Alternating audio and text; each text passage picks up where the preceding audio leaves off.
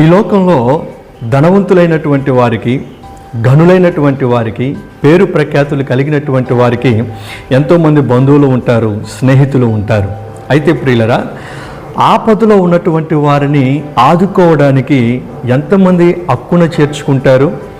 మనుషుల యొక్క నైజం ఎలాంటిది అని అంటే, ఆపదలో ఉన్నటువంటి వారి దగ్గరికి వెళ్ళి వారికి సహాయం చేస్తే ఏమో ఆ ఆపదలో నేను కూడా చిక్కుకుంటానేమో అనేటువంటి ఆలోచన.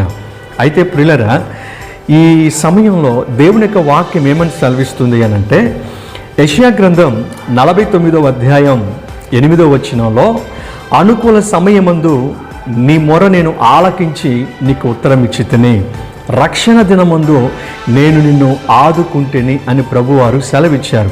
మన ఆపద సమయంలో, మన ఆపత్కాలంలో మనుషులు మనల్ని ఆదుకోకపోవచ్చేమో కానీ, మన ప్రతికూలమైనటువంటి పరిస్థితిలో మనం దేవుని సన్నిధిలో మొరపెట్టగా, ఆయనపై మనం ఆనుకొనగా ఖచ్చితంగా ఆయన మనల్ని ఆదుకుంటాడు, అద్భుతమైనటువంటి సహాయాన్ని మనకు అనుగ్రహిస్తాడు. God bless you.